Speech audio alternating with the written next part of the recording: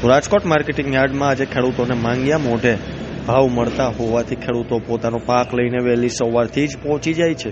બીજી તરફ આજ રોજ શ્રી હનુમાન જયંતિ હોવાથી યાર્ડમાં કામકાજ બંધ છે, પરંતુ સબ માર્કેટિંગ યાર્ડ ચાલુ રાખવામાં આવ્યું છે અને યાર્ડ દ્વારા પરિપત્ર બહાર પાડવામાં આવ્યો છે, જેમાં જણાવવામાં આવ્યું છે કે મુખ્ય માર્કેટિંગ યાર્ડ શ્રી હનુમાન જયંતિના તહેવાર નિમિત્તે બંધ રહેશે। ત્યારે આવો જાણીએ રાજકોટ માર્કેટિંગ યાર્ડમાં કયા પાકની કેટલી આવક થઈ છે અને શું ભાવ ખેડૂતોને મળ્યા હતા।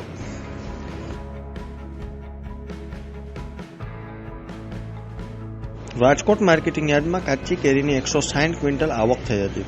યાર્ડમાં કાચી કેરીની શરૂઆત થઈ હોવાથી કાચી કેરીના ખેડૂતોને સારા ભાવ મળી રહ્યા છે। આજરોજ એક મણ કાચી કેરીના ખેડૂતોને 350 થી 650 રૂપિયા ભાવ મળ્યા હતા।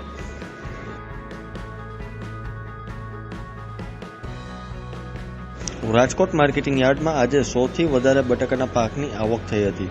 આજે રાજકોટ માર્કેટિંગ યાર્ડમાં 2100 ક્વિન્ટલ આવક થઈ હતી। ખેડૂતોને 350 થી 600 રૂપિયા ભાવ મળ્યા હતા। યાર્ડમાં બટાકાની આવક વધારે થતાં યાર્ડ બટાકાથી ઉભરાયું હતું। રાજકોટ માર્કેટિંગ યાર્ડમાં લીંબુના ભાવ ખેડૂતોને સારા મળતા ખેડૂતોમાં ખુશી જોવા મળી હતી, કારણ કે ખેડૂતોને એક મણ લીંબુના 2000 થી 2900 રૂપિયા મળ્યા હતા। યાર્ડમાં આજે લીંબુની આવક 270 ક્વિન્ટલ થઈ હતી।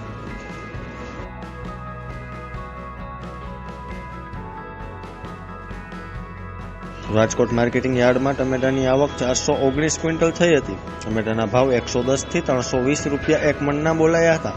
ટમેટાની સાથે સાથે મરચાની 240 ક્વિન્ટલ આવક થઈ હતી। લીલા મરચાના ખેડૂતોને 300 થી 600 રૂપિયા ભાવ મળ્યા હતા।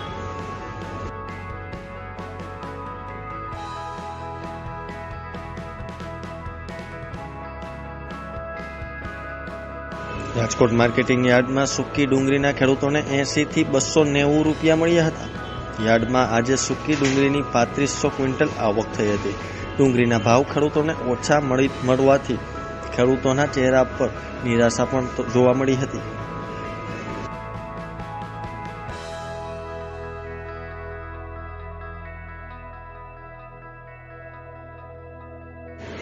રાજકોટ માર્કેટિંગ યાર્ડમાં તરબૂચના ખેડૂતોને 180 થી 300 રૂપિયા મળ્યા હતા। યાર્ડમાં આજે તરબૂચની 434 ક્વિન્ટલ આવક થઈ હતી।